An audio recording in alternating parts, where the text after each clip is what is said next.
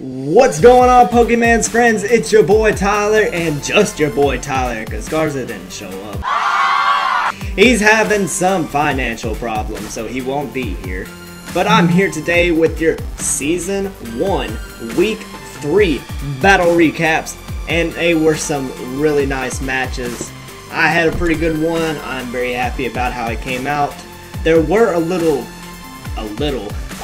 of connection problems because Mike and Jesse dropped two times, and me and Jermaine dropped one time, and Robert and Ryan couldn't even get together at all. Apparently they were both online, but they were just having some issues. So I don't know exactly what happened there, but we're trying to get their match, which leads me to the first match, which is going to be the Houston Powdons versus the Miami Donphans. Like I just said, they could not connect. I don't exactly know what happened, but I do know they kept talking to me, but y'all are all in the group together, so it would really help me out if y'all could message each other. Like, I'm here to help, and I will help you, but if you could just try messaging each other first before you come talk to me. I know some of you are hard to get a hold of, like Dalton, but I really need y'all to text each other. But we are trying to get their match done. It'll probably happen this weekend, and I'll get the battle code uploaded, tell you who won, get the MVP board going. But let's go ahead right into the next match, which is going to be the New England Pat Rats versus the Delaware Delibirds. The winner is going to be the New England Pat Rats.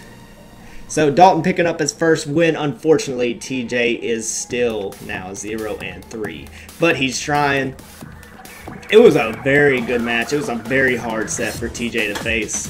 That Mega Lucario just countered a lot of his stuff, and basically Mega Lucario just swept, picked up 4 kills. Galvantula picking up the other 2. TJ fought back all he could, but they got stuck in a loop together. To switch a Mamoswine and Electivire in, but overall Dalton was able to come through and just saved his Lucario for the best time, or saved his Lucario at, I think it was 8 HP, and then switched it back in for the late game sweep, and it worked for him. He got a Stealth Rocks out there. It was a really good match overall. We'll go over what Thomas did wrong with our segment. What Thomas did wrong. So going into the next match is going to be my Nevada Lycan Pack versus the Kansas City Klefkis. I was able to pick up the W with a 6-0. Now that was a very long match, and I enjoyed every second of it.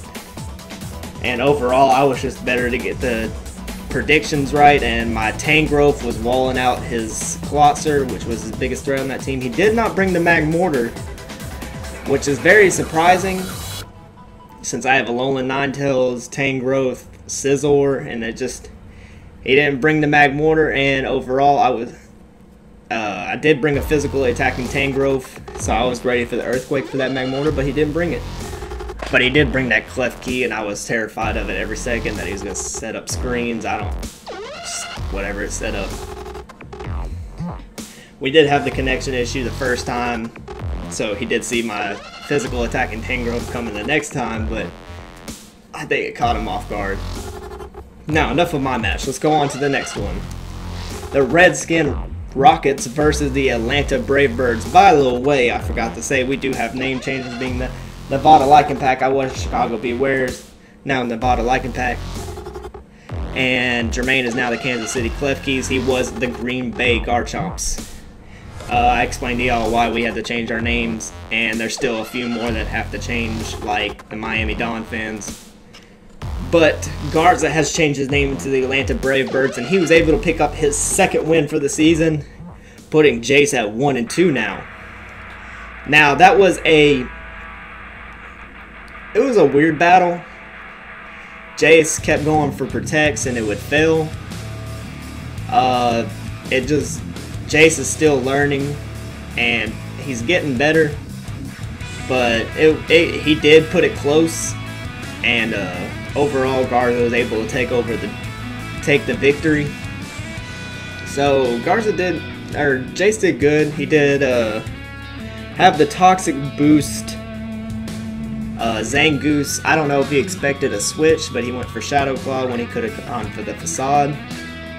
But overall, it was a really good match. I really want y'all to watch that. That was a pretty good battle, I guess. The next one is going to be the Detroit Dragon Knights versus the Tennessee Electabuzz Buzz, and man, was that a sweep. The winner of that match was the Detroit Dragon Knights. Going to be now 2-1, and Jesse is showing us that when he gets a victory, he sweeps with those victories. And he got the bulk up on Hitmonchan, and just everything that Mike threw out, it just got earthquaked or drain punched, and he was just able to get the 6-0 victory. Or the Shuckle went down, but he got the 6-0 for the Hitmonchan. So overall, it was 5-0.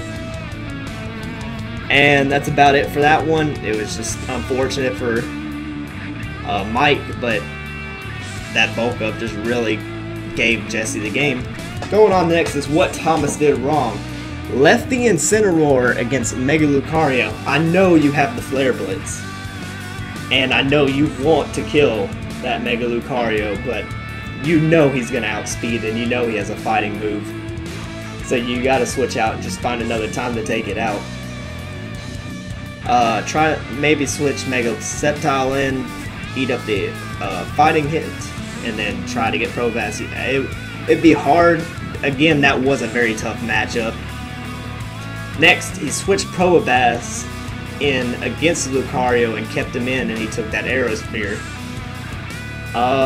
Basically, the whole team was weak to Mega Lucario. You didn't bring Suicune. Poliwrath would have been good to take out Mega Lucario if he got the chance with a fighting move, because Lucario is weak to fighting. So, I was a little... I guess you might have been scared of the Galvantula, but overall I was a little weirded out that you didn't bring the Suicune or the Poliwrath. But overall, you are doing better, Thomas. You just got to get better with the predictions and maybe the team building, which I can help you with. And yeah, you are doing better though. Don't feel discouraged with the 0 and 3. You will get your win. I know you will. Going on to the top 5 of the MVP season board, it's going to be Mega Metagross and Alolan Marowak tied at 7 and 1. I wanted that #1 spot, but I know Mega Metagross will probably get a kill in his match against Robert, so I will be stuck in second place. We'll see though. We'll see. The next is Mimikyu and Hitmonchan tied at 6 and 1 now, both of Jesse's Mons. And then number 5 is the Galvantula, now 6 and 2. That Galvantula is a scary thing to face, and Dalton is using it real well. But after seeing his Mega Lucario, I feel like that's coming. It is now 4-0, so we'll probably see that up on the board soon. Going on to trades. Garza has traded his Mega Gyarados for the Mega Heracross. I have traded my Toxapex for a Mungus. I really wanted to keep Toxapex in this, but I just feel like I'm using the same stuff that I've always used, and I kind of want to switch it up. I know I use a Mungus a lot, but I don't use them as much as Toxapex. And Ryan has traded Cobalion for Rotom Heat. Very interesting trade there. We'll see how he does with it. Rotom Heat does have that ground immunity, which is real good, and a lot of resistances. I've thought about picking this up myself, but seems he beat me to it. But next is going to be Garza's Pick'ems. He got 3 correct so far. We still have to get Ryan and Roberts, but as tied with me, Nugget at first with 4 Pick'ems right. And yeah, that's basically it for this video. I hope you enjoyed. This has been your Season 1, Week 3 recap. But please, Ryan and Robert, get that battle done as soon as possible. Talk with each other, get done. And I will send you all what your next match is, and y'all start preparing for it. Well, I'm Tyler Tickle My Edie McDaniel. I'll see y'all next time.